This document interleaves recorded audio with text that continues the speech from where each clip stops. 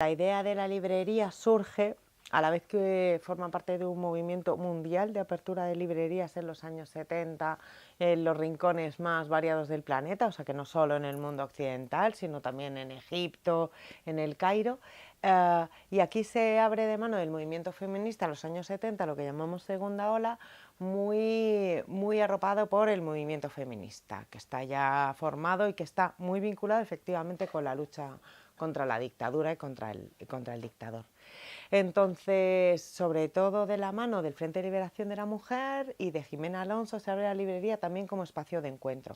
O sea que en el déficit de derechos tan brutal que hay, ¿no?, ciudadanas de segunda, si es que se puede hablar incluso de ciudadanía, cuando no tienes derecho a la autonomía básica, a abrirte una cuenta en el banco, a trabajar, a tener un empleo sin el permiso de un varón, pues ese tipo de reuniones se hacen aquí. Divorcio, aborto, el derecho a decidir sobre nuestros cuerpos y demás. Entonces empieza eso como lugar de encuentro del movimiento feminista y además librería.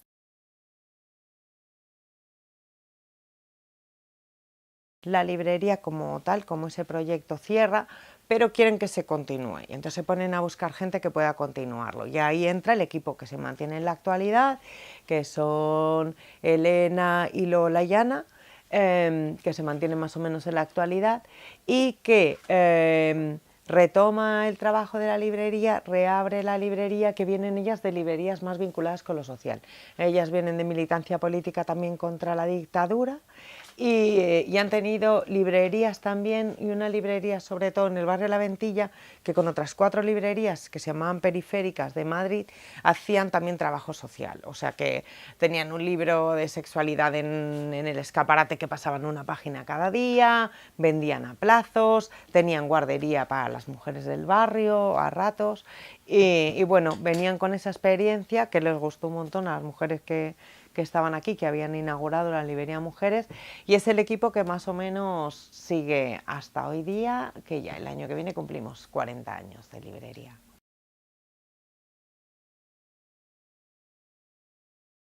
Una de los objetivos claros y de las creencias firmes que nos mantienen, el pacifismo, por ejemplo, pero la admiración por la República Española, por lo que pasó en aquellos años, por la libertad que tuvieron las mujeres, no sin peleársela también, pero con un movimiento feminista que luego nos ha sido, claro, acallado durante 40 años, pero es que además luego a la vuelta de los 40 años ni recuperado, ni reivindicado. Estamos ahora recuperando a las mujeres del 27, o sea que es que de pena y de vergüenza, un pacto de silencio que se pidió a las mujeres que volvían del exilio, muchas volvían súper ninguneadas, pero incluso las que venían con más ganas igual se las pidió que callaran, que era el momento de olvidar y de perdonar, y en ese perdón amnésico que no ha traído nada bueno, porque obviamente una guerra y una dictadura tan dura como la que se vive aquí es un trauma colectivo que hay que currarse y hay que hablarlo y hay que darle vueltas y repensarlo. Bueno, pues en este país, con ese movimiento feminista, con esa vitalidad y todo, parece mentira que nos hayan robado a nuestras abuelas y bisabuelas, que eran mujeres muy modernas, que se implicaron muchísimo en la construcción de una república, que no solo por ser república, no solo por prescindir de una figura monárquica, sino porque tenía tuvo unos contenidos de una revolución social, una revolución para las mujeres, unos cambios en nuestras vidas espectaculares y que nadie nos haya contado, y que por supuesto que, vamos, en cuanto nos empiecen a contar esto, más empoderadas que vamos a ir por la vida, ¿no? Entonces es una de las bases de la librería, reivindicar la república. Tenemos una sección especializada en república, guerra civil y resistencia contra el franquismo. Y ahí tenemos eso importante. La librería en el año 96 ya estaba atenta a las mujeres republicanas y convocó el primer homenaje a las mujeres republicanas que se celebró en este país. Se juntaron más de 300 comunistas, anarquistas y socialistas, vamos, muchas muy mayores, ya en el año 96 te puedes imaginar, algunas que habían estado en el frente, como Rosario Sánchez Mora, las que habían sido mujeres de preso y habían cobrado un protagonismo, como Soledad Real, que además era una súper feminista convencidísima que se dedicaba ahí a azuzar adentro y fuera del partido, mujeres y hombres, y quien se le pusiera por delante. Otro montón de mujeres que se juntaron en ese momento y que permanecieron como amigas de la librería. Entonces ahí, claro, se genera todo lo que es la fiesta anual del 14 de abril, en el que vienen, nos cuentan las historias de la guerra, de la cárcel, de la represión, haciendo ese vínculo, ¿no? Queriendo presentar en la librería para recuperar esa voz de nuestras abuelas tan acallada, tan silenciada. Bueno, hemos aprendido de ellas muchísimo, hemos aprendido de la resistencia de las mujeres, de la capacidad de cuando es la guerra participar, pero también cuando se pierden las guerras, como son mucho las mujeres las que sostienen el mundo, ¿no? En la editorial, y hace ya, pues debe hacer por lo menos 7 años o así, vino un día, de estos que nos enrollamos a hablar de feminismo, Núria Capdevila Argüelles. Núria Capdevila Argüelles es catedrática de Filología Hispánica y de Estudios de Género en la Universidad de Exeter. Y se puso a charla con Elena, a hablar de las maravillosas mujeres que teníamos, que hemos tenido como abuelas en este país. Y Elena, como siempre, le propone, escríbenos un libro, escríbenos un libro. Y en ese momento Núria Capdevila Argüelles escribe Autoras inciertas, voces olvidadas de nuestro feminismo, que tiene 4 protagonistas. Lucía Sánchez Saornil, una anarquista, poeta, fundadora de Mujeres Libres, uno de los grupos de mujeres más importantes durante la República, vinculada, ya os digo, al anarquismo, una mujer lesbiana espectacular. Hildegard es una historia bien curiosa, también muy propia de la época, de los años 20. Hildegard es una mujer cuya madre la planifica como mujer nueva, como mujer del siglo XX, ¿no? De los albores del siglo XX. Se queda embarazada sin avisar al padre, porque ella tiene un proyecto de tener una hija a la que va a educar y que va a ser una figura del siglo XX. Efectivamente, Hildegard fue una mujer espléndida. La tercera es Isabel Oyarzábal, que llegó a ser embajadora de la República Española, escritora de Tener Libertad, un libro importantísimo sobre el exilio y las mujeres en el exilio. Y la cuarta mujer, Elena Fortún.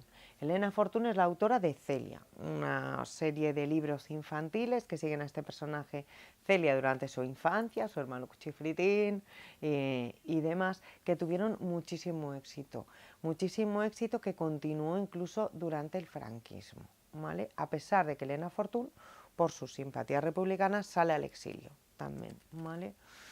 En ese exilio, o quizá un poco antes incluso, Elena Fortún escribe 2 libros que ahora mismo son imprescindibles y que tenemos en la mesa de novedades hoy, ¿vale? Que son Celia en la Revolución, que es un libro del personaje de Celia durante la Guerra Civil Española, y Oculto Sendero.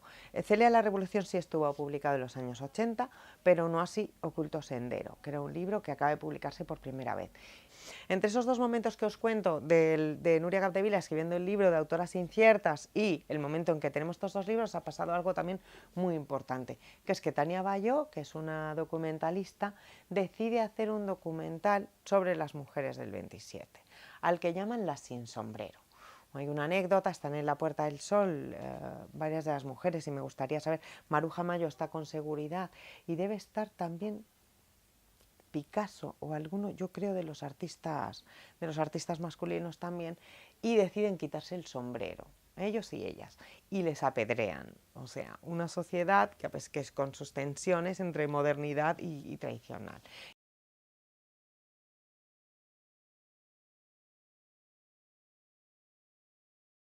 Esta última movilización del 8 de marzo, yo creo que ya había una reflexión por ahí de Rosa Cobo, esto no tiene ya marcha atrás, o sea, no va a haber cambio. A pesar de la sordera, ceguera y absoluta absurdidad de tanto el gobierno como los medios de comunicación, que ya vemos pues en manos de quién están, ¿no? Pero esto no tiene marcha atrás porque nosotras hemos cambiado.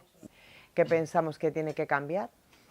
Y Y no creo que haya marcha atrás porque además estamos convencidas de que es la única manera de que haya un futuro posible. Es que sin feminismo esto se nos va de las manos y lo estamos viendo y lo presentimos.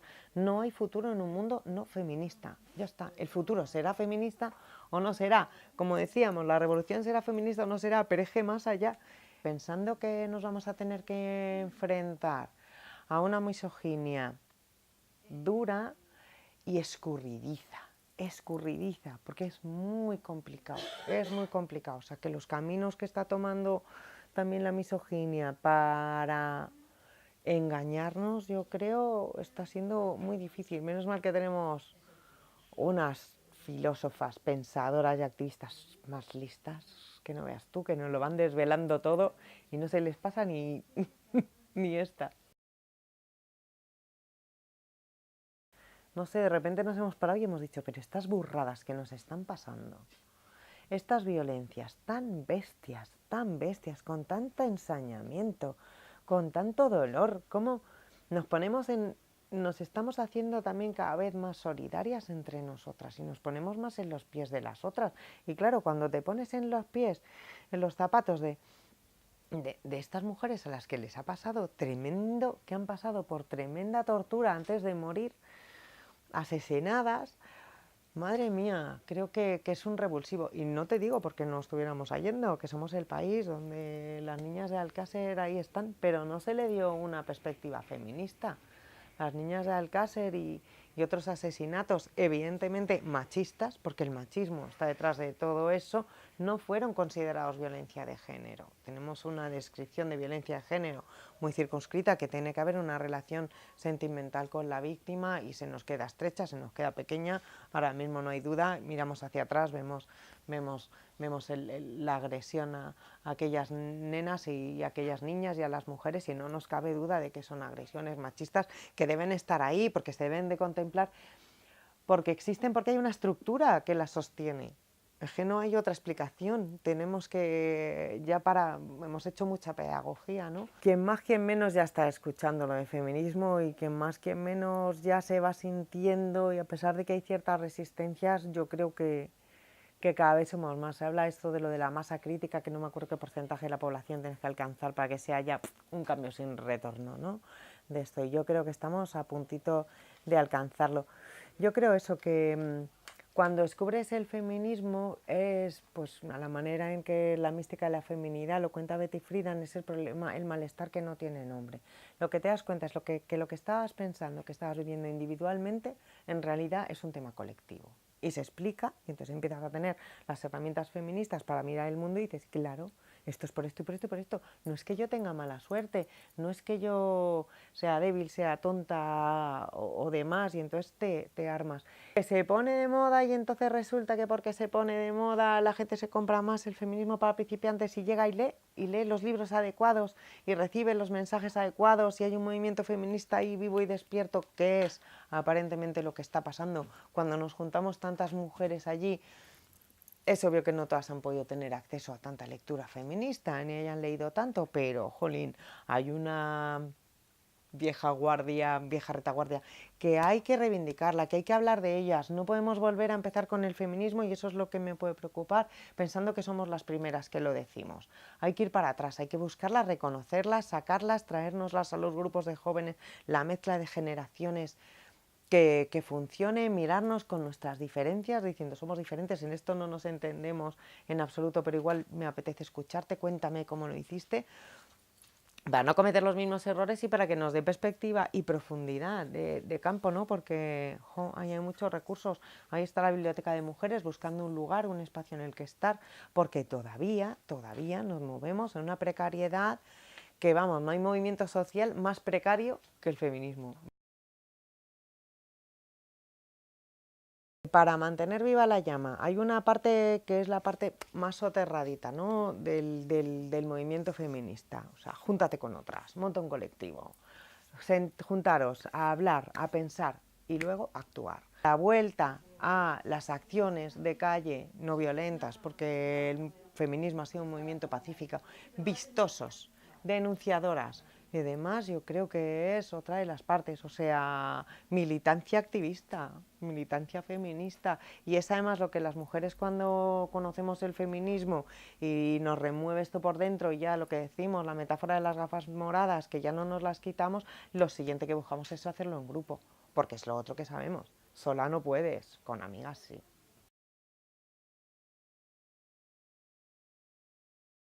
Hay uno que es que no nos lo podemos saltar, que es Un cuarto propio de Virginia Woolf, que es una reflexión sobre las mujeres en la literatura y la posibilidad simplemente de que las mujeres escribamos. Feminismo para principiantes, de Nuria Varela, porque es que es una vez, es como el libro de primero de feminismo, ¿vale? O sea, te va a hacer un recorrido primero histórico de las diferentes olas del feminismo y luego va por temas. Además es un libro muy cómodo de leer porque si te interesa el cuerpo o te interesa la violencia, te puedes leer esos capítulos sueltos y luego te va a dar referencias para seguir leyendo. Cómo ser mujer, de Caitlin Moran, que es un libro muy divertido para mujeres jóvenes, pero también no tan jóvenes, funciona muy bien. Caitlin Moran es una periodista musical que trabaja para Rolling Stone, por ejemplo, y hace, pues eso, 5 o 6 años la dio un repente y dijo, hay que ser feminista. Y también para acabar, pues de Marcela Lagarde, del autoestima feminista, porque no hay otro libro que te remita tanto al feminismo para construirnos una identidad propia y desde la que trabajar y vivirnos con más libertad. Para quienes han leído más, el libro más vendido de feminismo de 2016 ha sido Neoliberalismo sexual, de Ana de Miguel, en el que pone en duda que en esa capacidad de agencia que obviamente tenemos de tomar nuestras propias decisiones no está interviniendo también el que vivimos en una sociedad patriarcal capitalista, y eso nos mide. Y Calibán y la bruja, de Silvia Federici, otro imprescindible de los últimos años.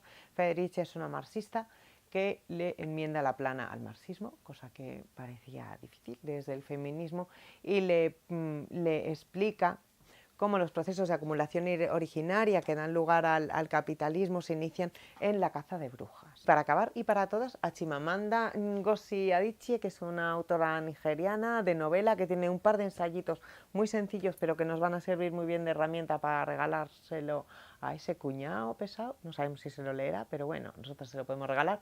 Son un par de libros chiquititos los que tiene de ensayo y unas novelas magníficas, sobre todo americana, súper actual para leérnoslo todas.